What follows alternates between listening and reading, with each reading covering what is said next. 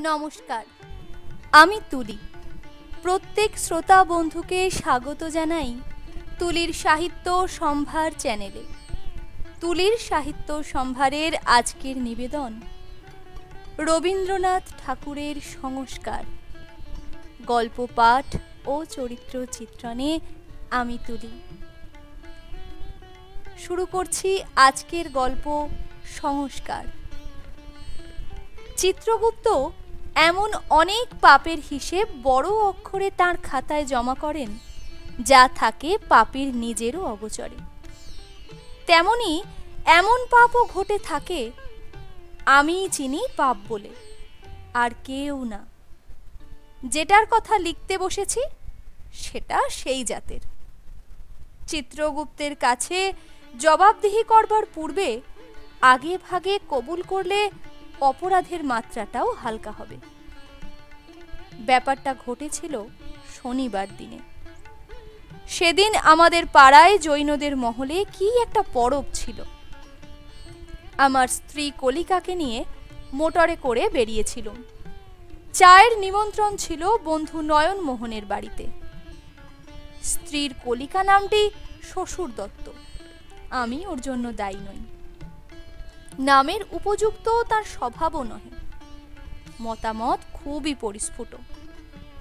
বড়বাজারে বিলিতি কাপড়ের বিপক্ষে যখন পিকেট করতে বেরিয়েছিলেন, তখন দলের লোক ভক্তি করে তার নাম দিয়েছিল ধ্রুবব্রতা। আমার নাম গিরীন্দ্র। দলের লোক আমাকে আমার পত্নীর প্রতি বলেই জানে, স্বনামের সার্থকতার প্রতি লক্ষ্য করে না। বিধাতার কৃপায় পৈতৃক উপার্জনের গুণে আমারও কিঞ্চিত সার্থকতা আছে। তার প্রতি দলের লোকের দৃষ্টি পড়ে চাঁদা আদায়ের সময়। স্ত্রীর সঙ্গে স্বামীর স্বভাবের অমিল থাকলেই মিল ভালো হয়, শুকনো মাটির সঙ্গে জলধারার মতো। আমার প্রকৃতি অত্যন্ত ঢিলে, কিছুই বেশি করে চেপে ধরিনি। আমার স্ত্রীর প্রকৃতি অত্যন্ত আঁটো, যা ধরেন তা কিছুতেই ছাড়েন না। আমাদের এই বৈষম্যের গুণেই সংসারে শান্তি রক্ষা হয়। কেবল একটা জায়গায় আমাদের মধ্যে যে অসামঞ্জস্য ঘটেছে তার আর মিটমাট হতে পারল না। কলিকার বিশ্বাস আমি স্বদেশকে ভালোবাসি নে। নিজের বিশ্বাসের উপর তার বিশ্বাস অটল। তাই আমার আন্তরিক দেশ ভালোবাসার যতই প্রমাণ দিয়েছি, তাদের নির্দিষ্ট বাহ্য লক্ষণের সঙ্গে মেলে না বলে কিছুতেই তাকে দেশ ভালোবাসা বলে স্বীকার করাতে পারিনি। ছেলেবেলা থেকেই আমি গ্রন্থবিলাসী। নতুন বইয়ের খবর পেলেই কিনে আনি।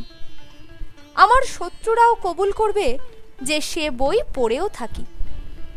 বন্ধুরা খুবই জানেন যে পড়ে তা নিয়ে তর্ক বিতর্ক করতেও আমি ছাড়িনি।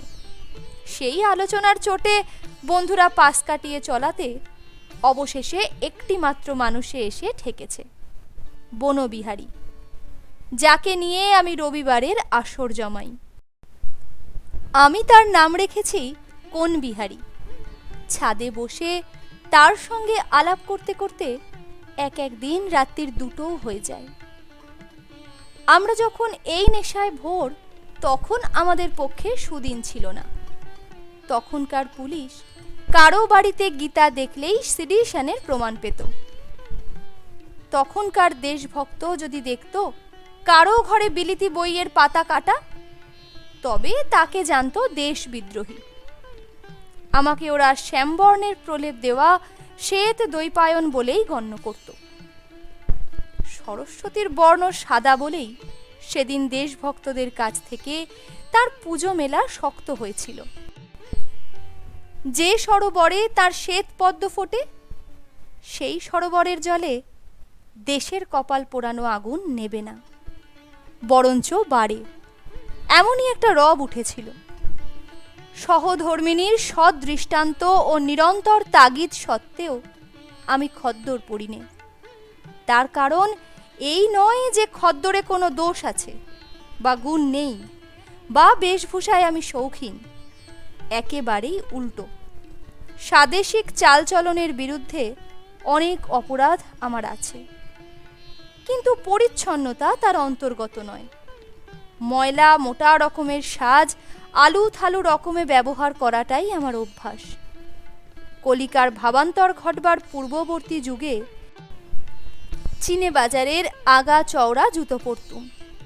সে জুতোয় প্রতিদিন কালিমা লেপন করিয়ে নিতে ভুলতুম। মোজা পরতে আপদ বোধ হতো। শার্ট না পরে পাঞ্জাবি পরতেই আমি আরাম পেতুম। আর সেই পাঞ্জাবিতে দুটো একটা বোতামের অভাব ঘটলেও খেয়াল করতুম না। ইত্যাদি কারণে কলিকার সঙ্গে আমার সম্পূর্ণ বিচ্ছেদ হবার আশঙ্কা ঘটেছিল। সে বলতো, দেখো, তোমার সঙ্গে কোথাও বেরোতে না আমার লজ্জা করে। আমি বলতুম, আমার অনুগত হবার দরকার নেই, আমাকে বাদ দিয়েই তুমি বেরিও। আজ যুগের পরিবর্তন হয়েছে, কিন্তু আমার ভাগ্যের পরিবর্তন হয়নি। আজও কলিকা বলে, তোমার সঙ্গে বেরোতে আমার লজ্জা করে। তখন কলিকা যে দলে ছিল তাদের উর্দি আমি ব্যবহার করিনি। আজ যে দলে ভিড়েছে তাদের উর্দিও গ্রহণ করতে পারলুম না।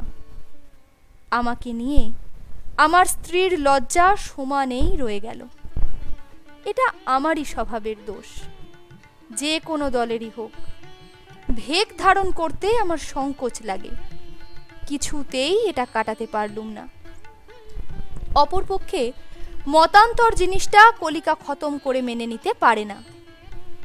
ঝর্ণার ধারা যেমন মোটা পাথরটাকে বারে বারে ঘুরে ফিরে তর্জন করে বৃথা ঠেলা দিতেই থাকে, তেমনি ভিন্ন রুচিকে চলতে ফিরতে দিনে রাত্রে ঠেলা না দিয়ে কলিকা থাকতে পারে না।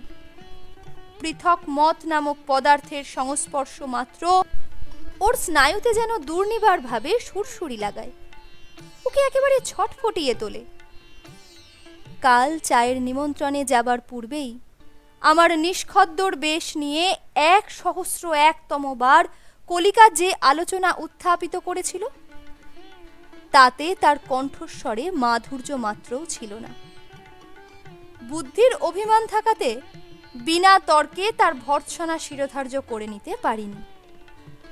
স্বভাবের প্রবর্তনায় মানুষকে এত ব্যর্থ চেষ্টাতেও উৎসাহিত করে, তাই আমিও 1,100,001তম বার কলিকাকে খোঁটা দিয়ে বললুম, মেয়েরা বিধিদত্ত চোখটার উপর কালো পেরে মোটা ঘোমটা টেনে আচারের সঙ্গে আঁচলের গাঁট বেঁধে ফেলে। মননের চেয়ে মাননেই তাদের আরাম। জীবনের সকল ব্যবহারকেই রুচি ও বুদ্ধির স্বাধীন ক্ষেত্র থেকে সরিয়ে নিয়ে সংস্কারের জেনানায় পর্দানশীল করতে পারলেই তারা বাঁচে। আমাদের এই আচার জীর্ণ দেশে খদ্দর পরাটা সেই রকম মালা তিলকধারী ধার্মিকতার মতোই একটা সংস্কারে পরিণত হতে চলেছে। সেই বলেই মেয়েদের ওতে এত আনন্দ। কলিকা রেগে অস্থির হয়ে উঠল।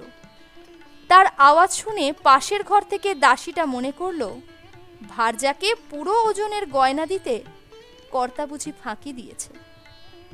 কলিকা বললে, দেখো, খদ্দর পরার সুচিতা যেদিন গঙ্গা স্নানের মতোই দেশের লোকের সংস্কারে বাধা পড়ে যাবে, সেদিন দেশ বাঁচবে। বিচার যখন স্বভাবের সঙ্গে এক হয়ে যায়, তখনই সেটা হয় আচার। চিন্তা যখন আকারে দৃঢ়বদ্ধ হয়, তখনই সেটা হয় সংস্কার। তখন মানুষ চোখ বুজে কাজ করে যায়, চোখ খুলে দ্বিধা করে না। এই কথাগুলো অধ্যাপক নয়ন মোহনের আপ্তবাক্য। তার থেকে কোটেশন মার্কা হয়ে গিয়েছে। কলিকা ওগুলোকে নিজের স্বচিন্তিত বলেই জানে। বোবার শত্রু নেই যে পুরুষ বলেছিল, সে নিশ্চয়ই অবিবাহিত। কোনো জবাব দিলুম না দেখে কলিকা দ্বিগুণ ঝেঁকে উঠে বললে, বর্ণভেদ তুমি মুখে অগ্রাহ্য করো, অথচ কাজে তার প্রতিকারের জন্য কিছুই করো না। আমরা খদ্দর পরে পরে সেই ভেদটার উপর অখণ্ড সাদা রং বিছিয়ে দিয়েছি। আবরণ ভেদ তুলে দিয়ে বর্ণভেদটার ছাল ছাড়িয়ে ফেলেছি। বলতে যাচ্ছিলুম, বর্ণভেদকে মুখেই অগ্রাহ্য করেছিলুম বটে, যখন থেকে মুসলমানের রান্না মুরগির ঝোল গ্রাহ্য করেছিলাম। সেটা কিন্তু মুখস্থ বাক্য নয়, মুখস্থ কার্য। তার গতিটা অন্তরের দিকে। কাপড় দিয়ে বর্ণবৈষম্য ঢাকা দেওয়াটা বাহ্যিক, ওতে ঢাকা দেওয়াই হয়, মুছে দেওয়া হয় না। তর্কটাকে প্রকাশ করে বলবার যোগ্য সাহস কিন্তু হলো না। আমি ভীরু পুরুষ মানুষ মাত্র, চুপ করেই রইলুম।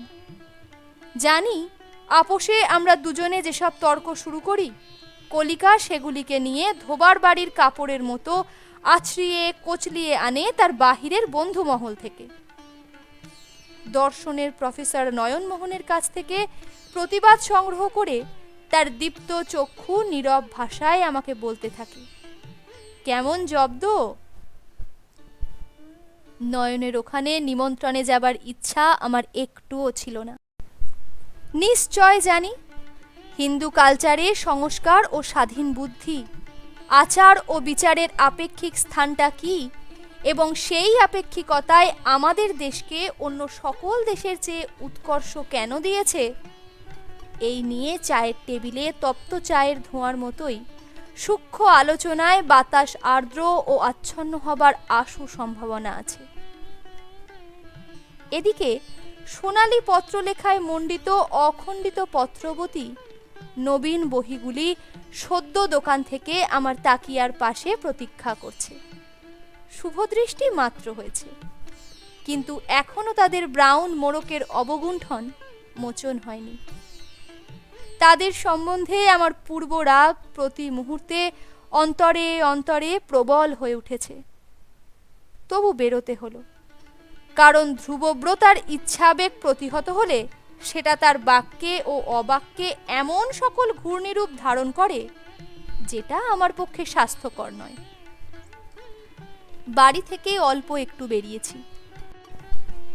যেখানে রাস্তার ধারে কলতলা পেরিয়ে খোলার চালের ধারে স্থূলদর হিন্দুস্থানি ময়রার দোকানে তেলে ভাজা আরো নানা প্রকার অপথ্য সৃষ্টি হচ্ছে, তার সামনে এসে দেখি বিষম একটা হল্লা। আমাদের প্রতিবেশী মারোয়ারিরা নানা বহুমূল্য পুজো প্রচার নিয়ে যাত্রা করে সবে মাত্র বেরিয়েছে। এমন সময় এই জায়গাটাতে এসে ঠেকে গেল। শুনতে পেলাম মার মার ধ্বনি। মনে ভাবলুম, কোন গাঁটকাটাকে শাসন চলছে। মোটরের শিঙা ফুঁকতে ফুঁকতে উত্তেজিত জনতার কেন্দ্রের কাছে গিয়ে দেখি আমাদের পাড়ার বুড়ো সরকারি মেথরটাকে বেদম মারছে।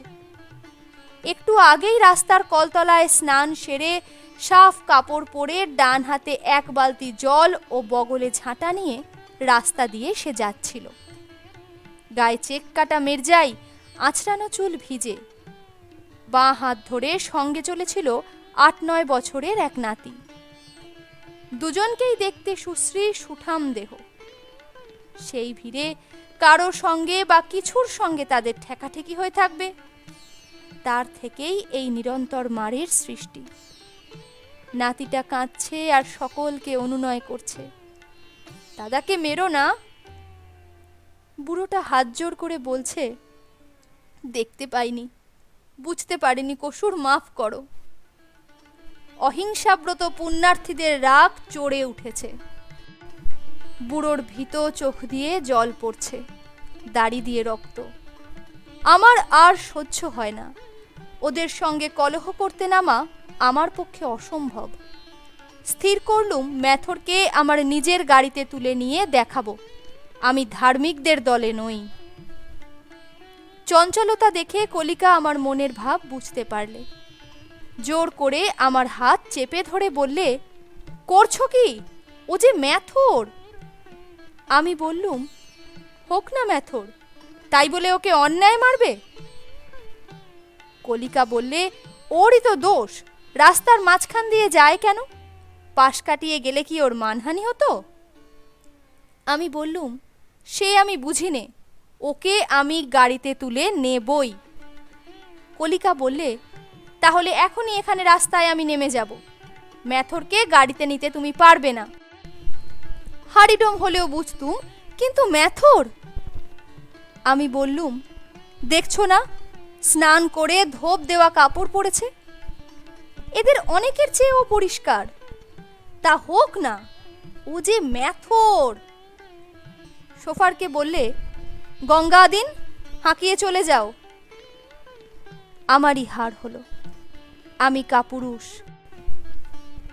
নয়নমোহন সমাজতত্ত্ব ঘটিত গভীর যুক্তি বের করেছিল, সে আমার কানে পৌঁছল না, তার জবাবও দিইনি।